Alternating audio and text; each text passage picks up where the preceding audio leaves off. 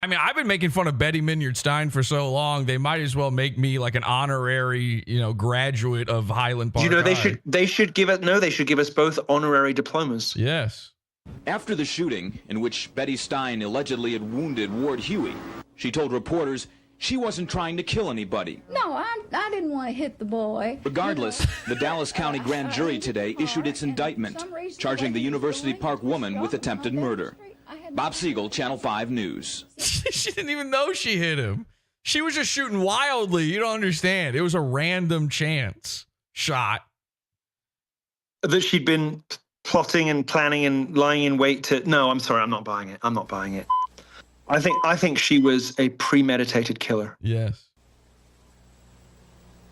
I have no guilt feelings. I regret nothing. These are not the things you're supposed... Don't go on the news and confess, and don't go to court and tell them you feel no remorse. Betty is serving that outfit, though. Look at her. Yeah. This is. I have got to go to a party that Alex Stein is at, dressed as... No, I'm telling you, I've got the... Look, let me show you something. I got those sunglasses.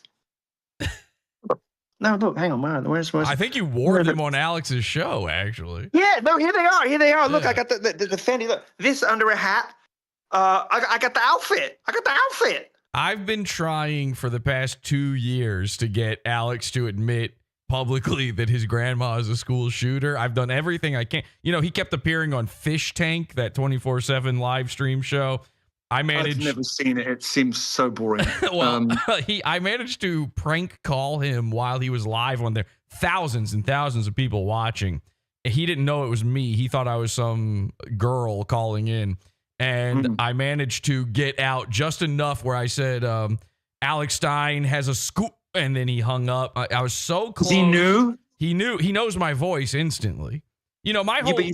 My whole thing with Alex, like I was on his old podcast years ago, Conspiracy Castle. So this is a blood feud. Oh yeah, he was supposed to be a guest on Pod Awful. We were internet friendly or whatever, and you know who actually told him not to do it? The real cause behind all of this was there's this guy named Vito Giswaldi. He's Dick Masterson's co-host on. Yes, who we should also talk about. But that guy, he and Alex are friends, apparently. They knew each other from, stand-up or something like that, which neither of them are funny. And I imagine that, yes, of course, they're the people huddled at the back crying afterwards. Yes, exactly. Vito told Alex not to go on my show because... he said that he knew that I would be pranking Alex. Now, meanwhile, I just wanted Alex on as a guest the same way I have you on as a guest. I wasn't trying to do anything. So the entire story behind all of this is that Alex, the self-proclaimed king of trolls, was terrified of me, an internet troll. That's it. I mean, I have to say, his pathetic response to Dick Masterson is live. He's got oh yeah, oh dear, oh yeah, Vito, oh yeah, okay, yeah. I've never seen his show, obviously, but I recognize that face. I have to say, Alex has put in such a poor performance so often in the thing he's supposedly king of the world at. His inability to manage me and to command his own show, when all I was doing was just being impish, really, right, was eye-opening for me. Just in how completely incompetent and useless he was. Yes, that's exactly how I felt when he last minute bailed on last minute, by the way. The whole. I mean, what kind of a person would no show Pod Awful? Well, here's the thing, though. This was the day before Alex had his AOC moment. Okay. Oh, so he probably thinks it's the best movie ever made. Well, in some ways, probably yes. But you got to realize he wasn't that famous then, is the point. So, him blowing off my show, it's like let me correct you. He wasn't famous at all. Right. Nobody in the real world has heard of him. Right. And So, he had a few viral videos, but yes, for the most part, nobody knew who he was until that AOC thing. This was the day before, and it was 15 minutes before the show where it was a big... what a bitch. If you're going to ghost, at least don't respond and do what I do. At least don't tweet for a couple of hours beforehand if you know you're going to ghost somebody. So they could at least guess that you had an accident. Give yourself the benefit of something. I'm not saying that I'm experienced at this at all, but at least do someone the courtesy of being able to speculate, to save face with their own viewers as a courtesy, as a kindness, to just say, I noticed he hasn't tweeted for an hour, and he's like, I hope nothing's happened. We wish you well, Milo. I mean, Alex. And anyway, let's get on with the show, ladies and gents. And our prayers are with him, and we hope to hear from him soon. At least give the host the ability to do that, exactly. Rather than be merrily tweeting away. Oh yeah, he's classic for that.